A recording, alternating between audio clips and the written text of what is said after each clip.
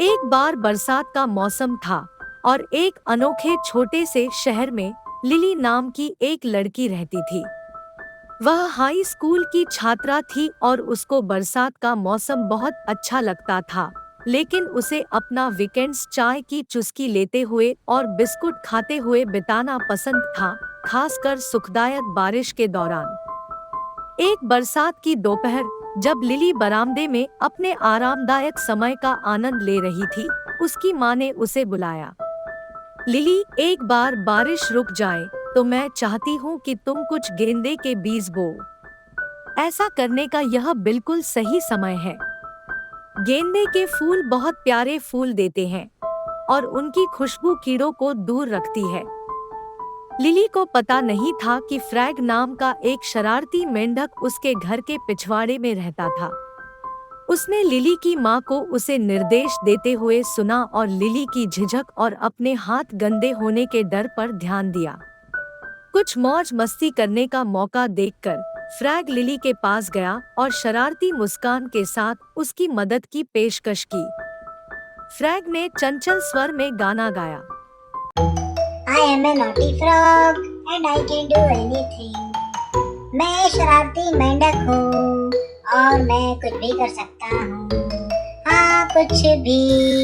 I am a naughty frog and I can do anything. मैं बीज बोने में आपकी मदद करूंगा, लेकिन इनाम के तौर पर मुझे कुछ चावल चाहिए होंगे।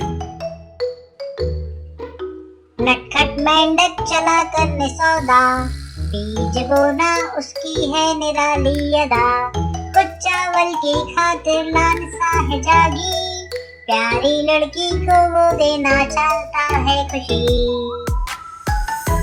लिली बात कर रहे मेंढक को देखकर आश्चर्यचकित रह गई, लेकिन उसने मन ही मन सोचा, अगर यह शरारती मेंढक मेरी मदद कर सकता है तो शायद मेरी समस्या हल हो जाएगी।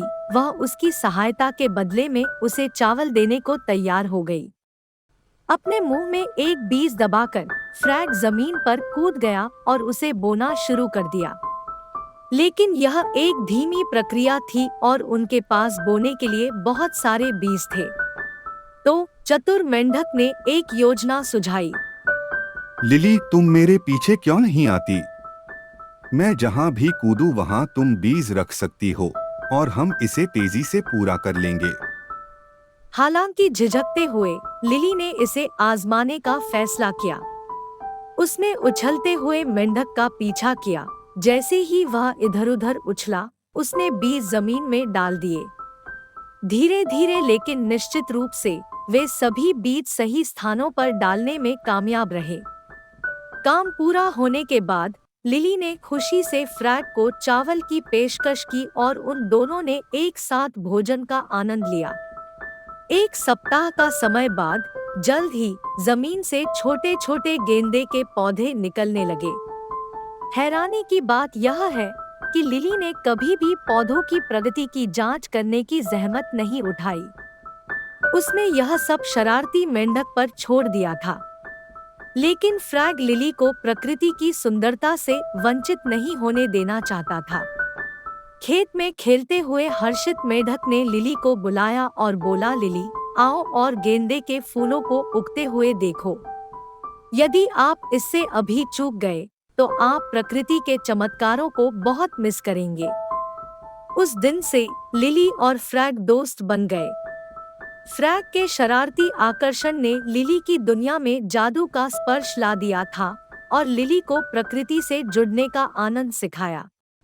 वे अब साथ में गेंदे के बगीचे की देखभाल करते थे।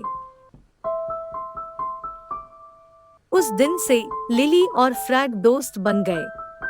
फ्रैग के शरारती आकर्षण ने लिली की दुनिया में जादू का स्पर्श ला दिया था और लिली को प्रकृति से जुड़ने का आनंद सिखाया। वे अब साथ में गेंदे के बगीचे की देखभाल करते थे। अगर आपको मेरी कहानियाँ अच्छी लगती हो तो कमेंट करके जरूर बताइएगा और मेरे YouTube चैनल को सब्सक्राइब, लाइक, शेयर करना मत भूलना।